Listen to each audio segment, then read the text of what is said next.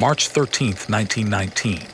The entire city of New Orleans opens their morning newspaper and finds a letter from a serial killer, not a warning, not a clue. A deal. The letter read, "I am not a human being but a spirit and a demon from the hottest hell. I am what you Orleanians call the Axeman." And then it got weirder. He told the city exactly when he would strike next, to the minute. And then he offered them a way out. He said he loved jazz music, and that anyone playing jazz in their home at the exact moment he planned to kill would be spared. 10,000 people started playing jazz that night. This is the story of the Axeman of New Orleans. So let's set the scene. It's 1918. New Orleans is one of the most vibrant, chaotic, alive cities in America. Jazz is literally being invented here. The streets smell like gumbo and horse dung. And in the tight-knit Italian immigrant community, the grocers, the families living above their shops, something is starting to go very, very wrong. May 23, 1918. A couple named Joseph and Catherine Maggio are asleep in their apartment above their grocery store. Someone removes a panel from their back door with a chisel, clean, quiet, professional. They slip inside. They find Joseph's own axe. By morning, both are dead. Joseph's throat cut. Catherine's nearly severed from her shoulders. The police find something strange. A message scrawled on the nearby pavement, "Mrs.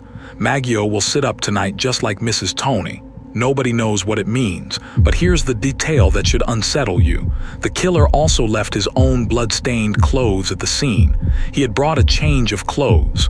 He walked out of that apartment looking like a normal person, and this was just the beginning. Over the next year, the attacks kept coming. And a pattern emerged that made investigators deeply uncomfortable. The Axeman almost exclusively targeted Italian-American grocers and their families. He always broke in the same way, that backdoor panel, the chisel. He always used the victim's own axe, never brought one. And this is the part that truly disturbed criminologists. He never stole anything. Not money, not valuables, nothing. This wasn't robbery, this was something else entirely. June 1918, Louis Bessumer and his mistress attacked. She survived with her face permanently paralyzed. Before she died months later, she accused him of being a German spy. He was arrested. Acquitted 10 months later, August 1918, a pregnant woman named Anna Schneider was attacked. 8 months pregnant, she survived. Gave birth to a healthy baby 2 days later. Never remembered the attack. March 1919, Charles and Rosie Cortimiglia. Their 2-year-old daughter was killed. The city was spiraling. Newspapers were running headlines every week.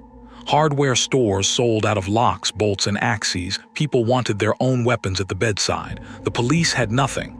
No description, no fingerprints, no motive that made sense. And then on March 13, 1919, the Axeman decided to introduce himself. The letter appeared in the Times-Picayune. Every person in New Orleans read it. And I'm going to read it to you in full because nothing I could say is stranger than what he actually wrote. They have never caught me and they never will. They have never seen me, for I am invisible, even as the ether that surrounds your earth. I am not a human being, but a spirit and a demon from the hottest hell. I am what you Orleanians and your foolish police call the Axeman. Then mocked the police directly. He said they were, quote, so utterly stupid as to not only amuse me but his satanic majesty. And then here, where it gets genuinely insane, he made his offer. I am very fond of jazz music, and I swear by all the devils in the nether regions that every person shall be spared in whose home a jazz band is in full swing at the time I have just mentioned. 12:15 a.m. Tuesday, March 19th, 1919 play jazz. Live, don't play jazz, take your chances. Every single dance hall in New Orleans packed to the walls. Bands played until sunrise. Families who had never owned a record player ran out and bought one. Amateur musicians dragged instruments into their homes. Whole neighborhoods became impromptu jazz concerts. One composer, Joseph Davila, even wrote a song specifically for the occasion. He called it the Mysterious Axeman's Jazz. It sold out overnight. And at 12:15 a.m. on March 19, 1919, the music played. City held its breath. Nobody died that night. The attacks continued after that. Steve Boca attacked in August 1919. Sarah Lawman in September, she was found unconscious in her yard, her teeth knocked out, no memory of what happened. And then October 27, 1919.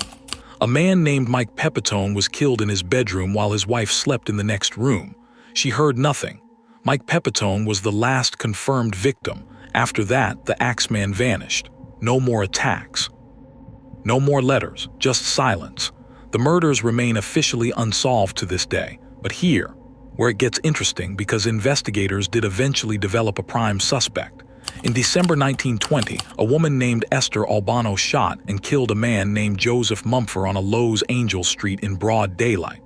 She walked up to him and fired 6 shots. At her trial, she said he was the Axeman. She said he had murdered her late husband, Mike Pepitone, the last victim. And she said she had tracked him across the country for over a year. Was Mumford the Axeman? He had been in and out of prison, and investigators noticed that the Axeman's attacks had stopped during his prison stints and started back up when he was released. It fit. But there was no hard evidence. Esther Albano served 3 years for the killing. Mumford was dead and couldn't be charged. The case was closed. The mystery was not. Over 100 years later, 3 theories dominate. Theory 1, the Mafia. The victims were almost all Italian grocers. The Mafia was deeply embedded in New Orleans at the time. Some historians believe the attacks were targeted, a mob enforcer collecting debts or sending messages. The jazz letter, a distraction, a piece of performance to throw off police. Theory 2, a single sadistic killer. The pattern was too consistent for random violence. The chisel, the backdoor panel, always the victim's own axe. This was a ritual. Some criminologists believe the Axeman was a sexual sadist who specifically targeted women, killing men only when they got in the way. Theory 3, multiple killers. The attacks varied too much. Some were clean, professional, almost surgical. Others were chaotic, panicked. Maybe the Axeman's legend became a cover, a convenient way for unrelated killers to commit violence in a city already terrified. The truth, nobody knows. And that might be the most unhinged part of all. This man, or demon as he called himself, killed at least 6 people, terrorized a city for over a year, sent a letter that made 10,000 people play jazz at midnight, and then just disappeared. He was never caught, he was never identified, he just vanished back into the swamp. New Orleans never forgot the Axeman. His letter is still displayed in museums. His story influenced American Horror Story, dozens of crime novels, and a whole genre of true horror entertainment. But here, what sticks with me? That night, March 19, 1919, a serial killer told a city to dance for their lives. And they did. If that's not the most unhinged thing that's ever happened in American history, I genuinely don't know what is. If you want more stories like this, the ones history books buried, subscribe. Because on this channel, we're just getting started.